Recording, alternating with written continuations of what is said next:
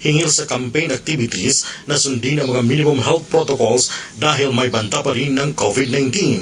Dagdag pa ni R.D. Carabat Jr. ang lahat ng provincial director na tiyakin ang pagsunod sa COMELEC Resolution No. 10732 ang minimum health standard, particular na ang pagsuot ng mga face mask. At tiniyak din ng PNP Surigao del Norte na magkaroon na ng pagdagdag ng mga presensya ng mga pulis sa bawat lansangan, mobile patrol at checkpoint para mahadlangan anumang uri ng kriminalidad.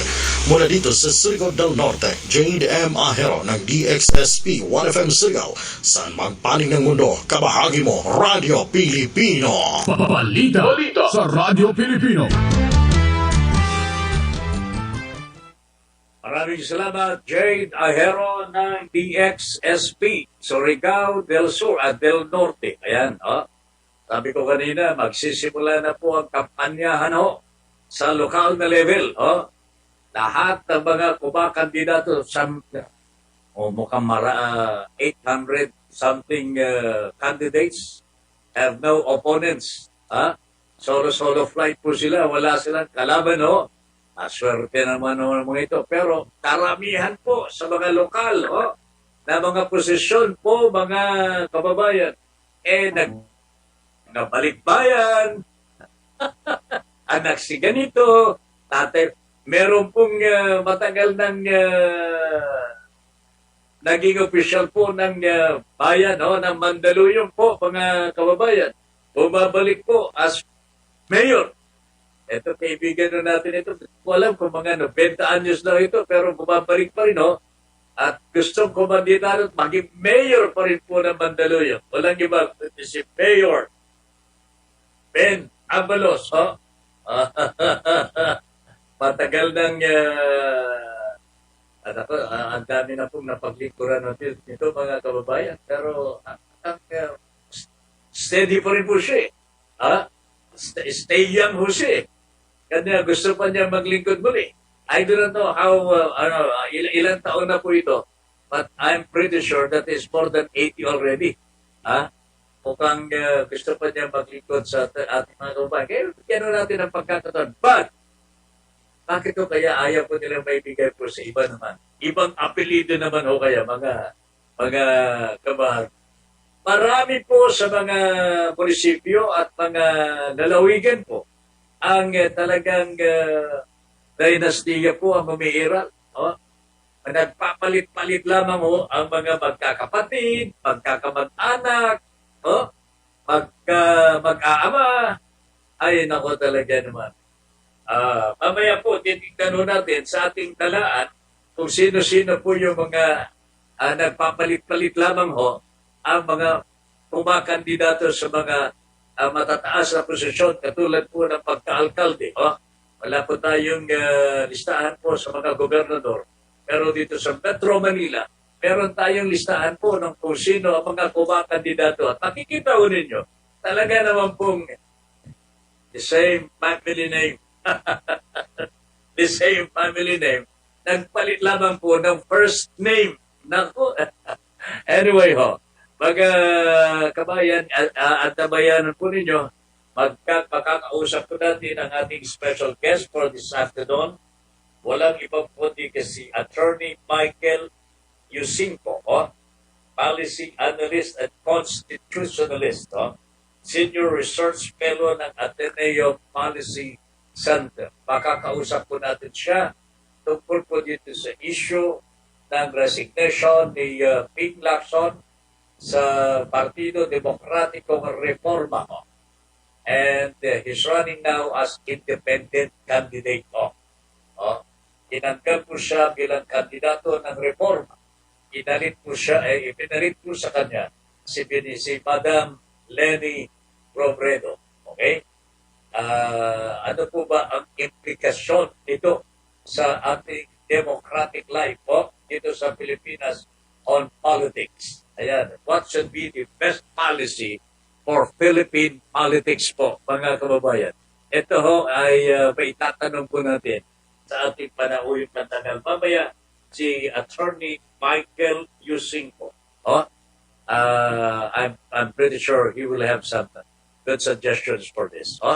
In the meantime, 24 minutes, makalipas po ang alas 3 ng hapon. O, tignan po natin sandali. Ito mga bayan-bayan dito sa Manila, Metro Manila, kung saan meron po mga kumakandidato under the same family name, pero may iba naman ang first name. Pero maganda ho dito sa Marikina ho eh. Ang maglalaban po dito sa Marikina, itong incumbent mayor, si Mayor Marcelino Teodoro. Ito po yung kasalukuyan.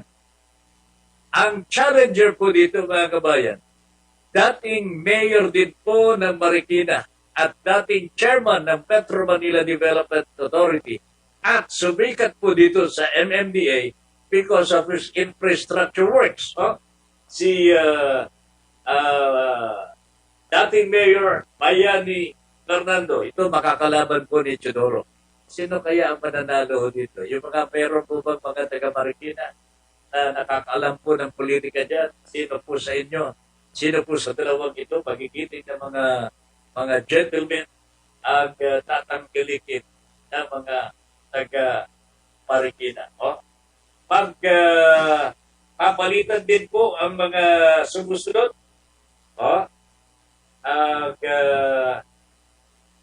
Dito sa sandali.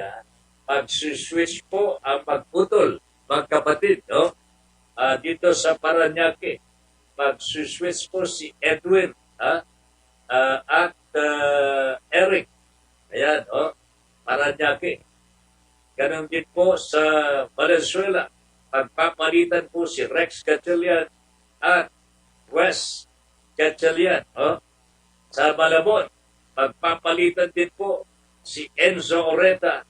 I-replace po niya ang kanyang kapatid na si Lenlen Oreta. Ang nabotas po, mga kababayan, switch din po Toby Chanco, incumbent mayor, at Congressman Ray John Chanco. Yan, magkapatid po ito. Congressman si Ruby. Etong si Toby ay incumbent mayor. Magtatapos na po ang 3 terms po ni Toby Chanco. Kanya, pupunta na po, mag-slide down po sa pang-congressman. Ang kanyang kapatid naman po, ang magiging mayor. Wow, kita na ninyo yan, ha? Ibibigay pa kaya sa iba? Yung mga nabanggit natin, mga bayan-bayan, ibibigay pa kaya sa ibang mga magagaling din, na kanila mga kababayan. Ayaw ko po. Pero dito sa Pasig, labanan nito ng dating clan na talagang matagal na naninilpihan po sa Pasig ang mga Eusebius, mga kabahagi. Makakalaban po nila ang anak ng artista, si Pico Soto. Ano kaya mangyayari dito, mga kababayan? Pero pang kaso, na isinampa kay Pico Soto, ito makakalaban niya si Joseph. Alright? Walang kalaban po si Abid Binay sa Makati. Meron naman po, pero independent. Pero hindi na po mananalo ito. Sabi po nila. Paglalaban naman po sa QC Belmonte, ito yung anak ng Speaker of the House dati, si Sunny Belmonte, Joy Belmonte. Makakalaban po niya yung nanira po sa ABS-CBN, si Mike Defensor. Hindi po akpas sa kanyang pangalan, Defensor, Hindi po siya Defensor of the ABS-CBN kung hindi sila po ang sumira sa ABS-CBN, Belmonte versus Defensor ang labanan dito sa QC. San Juan, Zamora versus Estrada Proxy, walang iba kundi si Felix June Usman. Ito mga Zamora, matagal din pong naghintay habang ang mga Estrada ang namamayagpag sa San Juan. At eventually, nanaigtin po ang mga Zamora at sila po ngayon ang namamayagpag. Ito may ilalaban ang mga Estrada, hoping against hope na mabalik po sila sa pwesto muli. But people of San Juan say, Zamora pa rin kami. Zamora pa rin daw po sila. Maglalaban din po dito sa Caloocan, sila Along Malapitan ho. Ito po ang anak ng incumbent mayor ng Caloocan City. Makakalaban po niya ang incumbent congressman naman po, si Egay Erice. Magandang labanan daw po ito, mga kabahagi. Abangan na lamang po natin kung sino sa dalawa ang mananalo. Saglit lamang po, pagpabalik po tayo sa ating Pulsong Pinoy, pagkatapos po ng ilang pang mga paalaala. Saglit lamang po.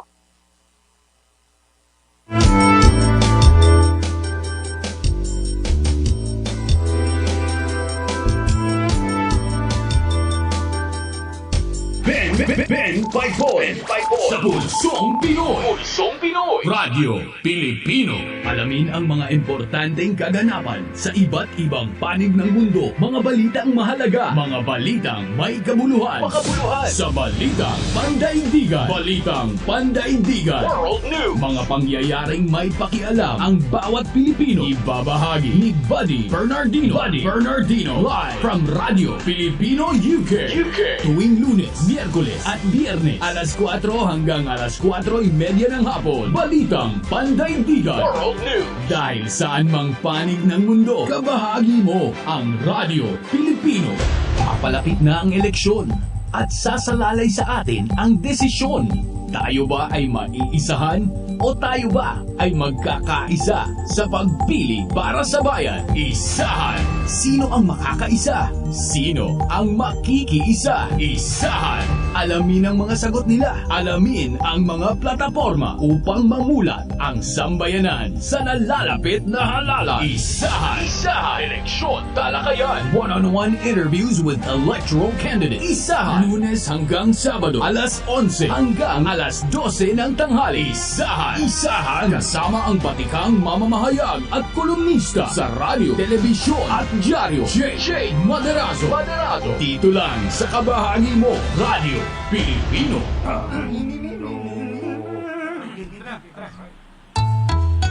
Ang sumitsit ay bang-mang-mang, ang sumipol ay bang-hunghang, ang babae sa lansangan, huwag iritan kundi igalang. Pare, ang catcalling ay isang uri ng sexual harassment. Di biro ang sexual harassment at di nakakamacho ang pang-aabuso. Huwag iritan kundi igalang. Isang paalala mula sa Philippine Commission on Women at ng himpilang ito. Ang trusted dog food ni Catherine Bernardo, Nutri-Chunks na! Listo at ganado ang baby ko sa vet-approved Nutri-Chunks with active boost and prebiotics na pampalisto. Made with real meat and essential nutrients that help keep them healthy and happy. Listo ganado sa Nutri-Chunks. Dial hashtag 88,000 Patron Gasol Express Delivery. Nationwide hotline yan. Si Mami ay wais. Dahil alam ang mabilis. Patron Gasol Delivery. Call and delivery ay free. Sakto. Hashtag 88,000 yan. Sulit. Hashtag 88,000 yan. Hashtag 88,000 yan. Patron Gasol Express Delivery. Nationwide hotline yan.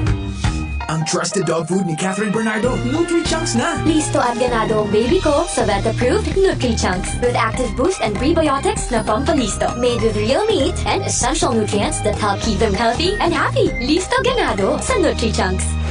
Kabahagi mo, Radyo Pilipino. Impormasyong may kalidad, serbisyong may halaga, saan mang bahagi ng Pilipinas. On air. Saan mang bahagi ng mundo. Online.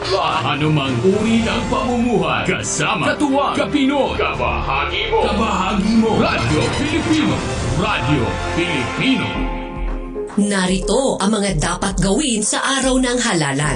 Narito ang proseso ng pagboto. Una, hanapin ang pangalan sa Posted Computerized Voters List o PCVL na nakapaskil malapit sa pintuan ng polling place. Alamin ang precinct number at sequence number. Lumapit sa Board of Election Inspectors o SBEI upang ma-check kung may indelible ink ng inyong daliri at ma-verify ang identity sa Election Day Computerized Voters List o EDCVL. Pangalawa, kunin sa BEI ang marking pen at balota na nakasilid sa ballot secrecy folder. Magtungo sa voting area upang pumoto. Siguraduhing tama ang pag-fill up ng balota. Huwag mag-overvote. Pangatlo, matapos ma-fill up ang balota, ipasok ang balota sa VCM. Hintayin ang voting receipt. Pang-apat, isang election worker ang gugupit ng resibo. Lalagyan ka muna ng indelible ink bago ibigay sa iyo ang resibo. Ikalima, i-verify ang resibo habang nakatayo sa tabi ng voting receipt receptacle. Kung may katanungan, ipagbigay alam sa BEI. Ihulog ang resibo sa receptacle. Bawal ilabas sa polling place ang resibo.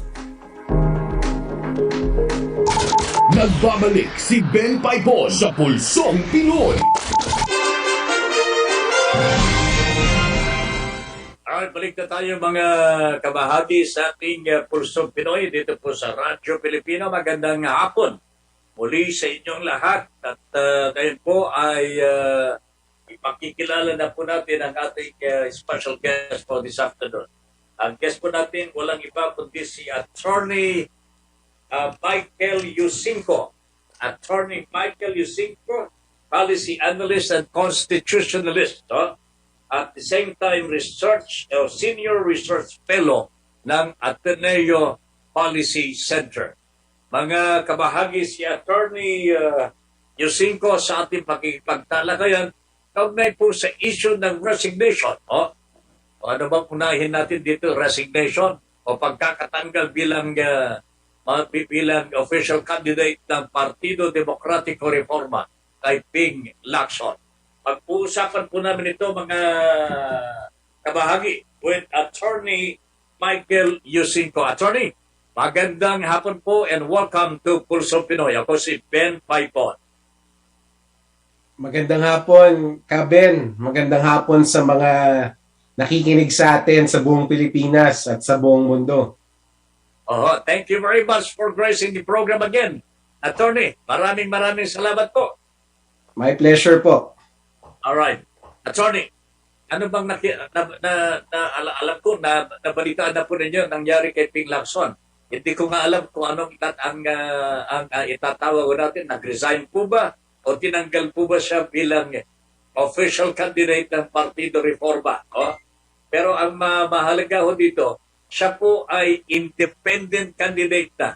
Anong nakikita po ninyo dito, Attorney, as a matter of policy from the COMELEC? So, unang-una muna, Ben, ang unang pumasok sa isip ko nang mabasa ko yung balitang ito is this is just business as usual as far as transactional politics is concerned. So, it's a very sad thing, pero ganun talaga ang ating politika, transactional. At ito yung, kumbaga, the usual na yung lumalabas sa ating politika. Now, from the perspective of the COMELEC, narinig ko rin from the spokesperson, if I'm not mistaken, is wala naman silang magagawa but to consider Senator Ping Lacson as still a candidate for the presidency, no? So, hindi naman siya pwedeng alisin kasi nasa balota na siya. Hindi naman siya disqualified. So, as far as the COMELEC is concerned, ang kandidatura ni Senator Lacson ay tuloy-tuloy pa din. And in fact, hindi naman siya magiging considered na independent, legally speaking, kasi naka-imprenta na sa balota yung kanyang pangalan at partido, no? So, at least from the perspective of the COMELEC, hindi naman siya pwedeng sabihin na independent na. But politically, syempre, in reality, in the context of politics, effectively, independent na siya kasi binitawan na siya ng Partido Reforma at siya mismo rin, binitawan na rin niya yung Partido Reforma. So, yung transaction nila 8 months ago, yung pinasok nila 8 months ago, wala na ngayon. So, iba na ang katransaksyon ng Partido Reforma at this particular time. Attorney, merong provision po sa Omnibus Election Code that all presidential candidates have to be recommended by their party. Tama po ba? That's true. That's right. Because our law still attempts to have a decent political party system, no? That's correct. Now, ang nangyari ho dito kay Ping Lacson, tinanggal ho siya ng reforma as their official candidate. That means to say, he's no longer a candidate. Kasi hindi na po siya, anong pangalan nito? Hindi na po siya recommended by his own party. Unfortunately, Kaben, it doesn't work that way, no? So yung recommendation from a political party is a requirement upon filing of the certificate of candidacy. So it's either recommended ka ng political party or you run as an independent. Now, in the course of the campaign, meaning to say, aprobado na yung certificate of candidacy mo, and presumably, tumatakbo ka na under your purported political party. But the law does not contemplate the situation na in the course of the campaign, magkaroon kayo ng divorce between your political party. Hindi yan nakalagay sa batas kung ano ang mangyayari. But ang determination ng COMELEC is, and which I agree with, tuloy-tuloy pa rin yung kandidatura. It's not a grounds for disqualification or cancellation of the certificate of candidacy. So, in terms in legal terms and also in practical terms, kandidato pa rin si Senator Lacson sa pagkapangulo at based dun sa balota, ang Partido Reforma pa rin yung nakadikit sa pangalan niya. Attorney, has there been any other case of this nature in the past? Pero na po bang nangyari na ito na yung isang partido ay itinakwil nila yung kanilang itinakwil ho nila ang kanilang kandidato? Iba naman po ito nangyari sa partido PDP Laban o si Wing. Yung kandidato ang nag-resign. Pero ito kay Ping Lacson, ang partido mismo na siyang nag-recommend po at to file a certificate of candidacy. From the beginning pa lamang ho, kandidato ng partido ito Pero itinakwil po siya at the middle of the game. Meron na po bang ganitong pangyayari ho ng nakaraan? Wala pa. Kung as far as I can remember, Kaben, no? Wala. And in fact, sabi ko nga kanina, the law does not contemplate such a scenario. Kasi parang, kung titignan mo, it's unthinkable, no? Na in the middle of the game, magkakaroon ng hiwalayan ng isang kandidato, lalo na sa pagkapangulo, no? Magkakaroon ng hiwalayan between the candidate and the political party. So, this is really something unprecedented, no? Itong pangyayaring ito. And that's why, sinasabi nga ng COMELEC, wala kami magagawa. Tuloy pa rin ang kandidatura ni Senator Lacson and sa balota, nakalagay pa rin na Partido Reforma ang kanyang partido. Kasi, hindi na pwede baguhin yun Di ba? Naka-imprenta na sa balota yun So, yung pagiging independent ni Senator Lacson is just really in terms of our politics and political campaigning. I don't ayaw kong mag-argue tayo dito sa yung pag wala na magagawa yung COMELEC, But since the case is the first of its kind sa ating recollection, even myself, attorney, ito yung kauna-unahan. But don't you think the COMELEC should rethink its policy on this, Kasi nangyari na At maaring mangyari po ito because it becomes now a precedent, there will be other times siguro na political parties will switch at the middle of the game, Especially now ng multi-party system tayo, attorney. This brings me to the point na dapat ka siguro bumalik na tayo sa two-party system. So, anong take niyo dito, Attorney? You are exactly correct, Kaben, na dapat talagang i-reconsider itong situation na walang magagawa ang COMELEC. Opo. Because itong nangyari ngayon, it just reinforces yung transactional nature ng politics natin. That's right. Oh. Tama kayo, Kaben, In the future, kung wala tayong gawin to prevent this kind of situation, in the future, lalong magkakaroon ng mga quid pro quo situation between politicians and political parties. So, in the end, lalong mabubulok, lalong mababastos ang ating eleksyon. Yan ang nakakatakot, Attorney. Exactly. So, I agree with you 100% na dapat talagang bigyan ng repercussion or consequence yung ganitong pangyayari na ang isang kandidato at ang isang political party ay nagdi-divorce in the middle of the game.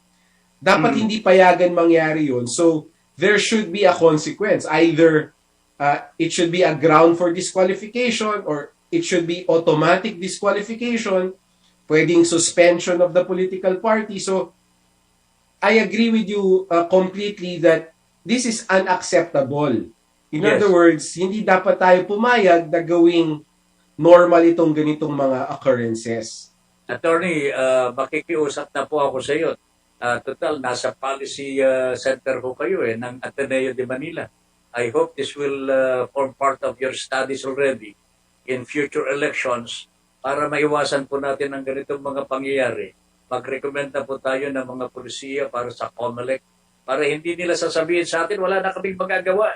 Wala pong batas na ganyan I mean, I agree with you 100%, Kaben, and I take on that challenge that you have posed. Ay, salamat naman, Attorney. Because I cannot accept the fact na wala magagawa ang COMELEC dito. Malaking bagay ho ito, Attorney. Can you imagine, when he filed the certificate of candidacy, one requirement there is kailangan recommended siya ng kanyang partido. And then all of a sudden, diniborsyo ho ng kanyang partido at the middle of the game. And then the COMELEC cannot do anything about this? I mean... No, I agree with your sentiment, Kaben, but unfortunately, the law does not contemplate the situation. Perhaps it's time, It's tama kayo. It's time for the law to catch up. Kasi nga, ibang klase kasi mga politicians natin, ang daming naiisip ng mga kalokohan Iba na klase politiko natin, Attorney. Kailangan humabol na yung batas. So, and hindi dapat talaga palampasin na hindi mabago yung policy natin or yung law natin with this with these kinds of occurrences.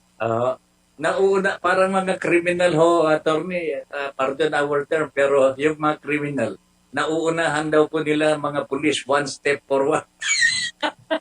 Ito mga politiko, nauunahan nila yung mga pulisiya natin. Hindi dapat tayo pumayag na ganon, Kaben. That's right. Kanya ho, nasa policy center naman po kayo. Please take this note, take this case very seriously, Attorney. Please take this very seriously because it will tell something to the Filipino people in the later days. Sa mga susunod na henerasyon, mas magulo na ho ito pagka hindi po natin o pagka pinalampas po natin ito mga pangyayari ganito. Yes, sir. Duly noted po yan. Alright. Attorney, maiba lamang ho ako sandali. I am sure you must also have research on this state tax. May ano po kayo dito ba? Can you tell us something about this estate tax? Kasi pinagtatalunan po dito pagbabayarin po ba itong si mga heirs ng Marcos estate? Saan po ba kukunin yung pagbayad kung ayaw magbayad yung mga heirs? Ano po ba talaga ang bataso dito?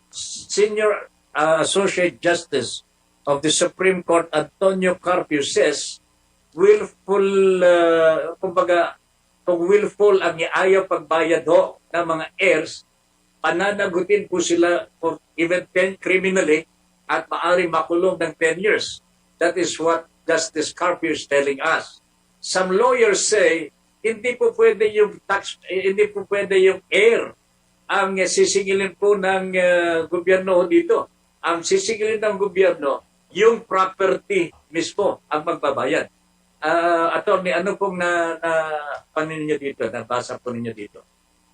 Both positions are all of the positions of the lawyers that you mentioned, Kaben, are correct, no? So ang situation kasi ng mga Marcoses is hindi naman hindi naman sinisingil yung si Senator Marcos in his personal capacity. Yes, okay? Yung paniningil is in his capacity as the executor of the estate of the former dictator, no? Now, ang tama na ang dapat magbayad ng estate tax or the payment should come from the estate, not from the separate or personal properties of the heirs. Malinaw naman yun eh. And hindi naman yun ang ginagawa ng BIR, Kaben. So, ang sinisingil ng BIR actually, o yung tinatarget ng BIR, are the properties owned by the former dictator that are now being managed or administered by the executor. So, ang may responsibility to pay the estate tax are the heirs. Kasi, yung property, napunta na sa kanila eh. Right? So, they are now in possession of the properties kasi na-inherit na nila. Now, before they can complete the inheritance process, no, na matransfer yung name sa kanila, they first must pay the estate tax.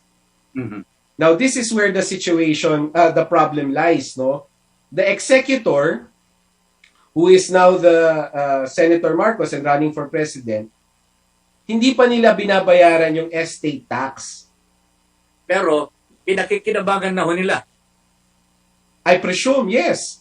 They are in possession of the properties, no? So, exactly.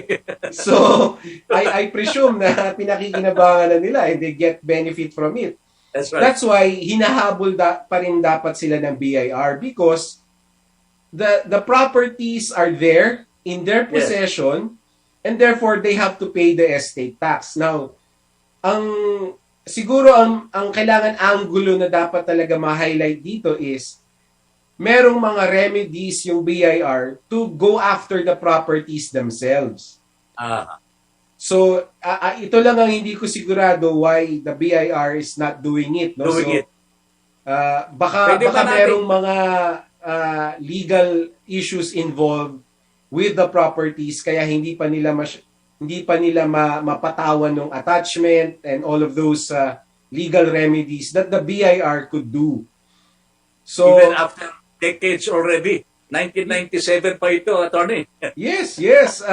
Ang estate tax actually has no prescription, ano? Kaya sometimes kailangan ng amnesty para kumbaga ma-relieve yung mga heirs of their responsibility. But as far as the Marcoses are concerned, the estate of the former dictator is still liable to pay the estate tax. And who is responsible for that? Siyempre, yung naiwan.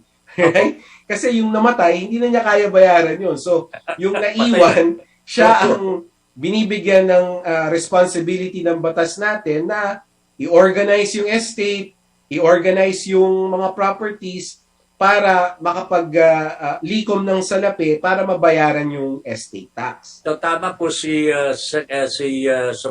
former Supreme Court Justice Carpio na pwede nang singilin ng BIR talaga and impose whatever laws there are para masingil po ang estate tax from the Marcoses through the heirs. The former justice is exactly correct, and in fact, the amount involved makes it imperative for the BIR to go after it kasi masyadong malaki yung amount involved. money that our government badly needs. So, Yes. hindi pwedeng bitiwan ito ng ating government agency, particularly the BIR, and dapat siguro ma-involve na rin yung DOJ kasi there are other, I think, if I'm not I'm not totally 100% sure, pero yung hindi pagbayad ng tax at this particular stage, I think should warrant investigation by the DOJ. Okay. Pero, attorney, wala po bang pananagutan ng BIR kung hindi niya masingil ito at a particular time? Walang, well, from the perspective of the law, wala kasi the BIR is merong specific time period is given to the BIR to collect, no? And hindi pa tumatakbo yun kasi nakapagbigay na sila ng demand letter eh. Okay. Natigil na. Pero, But, pwede ba sila ma-charge for negligence in the collection of the state tax? Yes, Later on? definitely. Kung Anti-corruption. tumagal-tagal pa ito na walang nangyayari, the ombudsman should look into this and also the DOJ. Motu At least proprio. Preliminarily. Motu proprio, no? Hindi kailangan ng complaint because of the Correct, amount diba? involved. Magsasabihin naman nila, hindi kailangan namin magre-reklamo. Walang complainant eh. At itong particular case na to, Kaben, I would beg to disagree, no? Ito dapat motu proprio tinitignan na ng ombudsman at ng DOJ ang BIR because if they bungle this, ang laki ng tama sa bayan natin, ano? Correct. Because of the amount involved. So, they cannot bungle this particular case. Kailangan makolekta talaga yung amount na yun. Alright. Attorney, thank you very much. Napalayo tayo. Walang anuman, Kaben. Napakasarap ng kwentuhan natin lagi. Thank you very much. Until next time, sir. Thank you. Until next time. Yes, Pero sir. may assignment ka, ha? May assignment ka. Yes, sir. Mabuhay po kayo, Kaben. Maraming salamat. Mabuhay po. Mabuhay. Thank you very much, Attorney. Mga kabayan, mga kabahagi, si Attorney Michael Yusinko po, Policy Analyst at Constitutionalist, at the same time Senior Research Fellow at Pinoy Policy Center. Nakausap po natin, kaugnay po sa Ping Lacson case, at the same time estate tax. Sayang ho, wala na tayong oras, kundi mapapasadaan po sana natin muli. Kanya nga lamang we reserve this for Monday, alas 3 hanggang alas 4, ipagpapatuloy po natin yung mga napipinpin na mga cases na dapat po natin pag-usapan ho. Pagpabalik po ang Pulsong Pinoy on Monday, alas 3 hanggang alas 4, and every day thereafter, Mondays to Fridays po. Dito po sa Radyo Pilipino, sa man panig ng mundo, kabahagi mo Radyo Pilipino, sa ngalan po ng ating mga magagaling at mga magugwapo at mga magagandang kasama sa Radyo Pilipino. Sila Attorney, si Engineer Dave, si Ram Alonso, sila Eman, sino pa? Princess and Binibining Christine nung araw. Maraming salamat po sa inyo. Ben Paipon po nagsasabi, thank you very much for allowing us into your homes and for giving us the privilege to be of service to you. Good afternoon, everybody.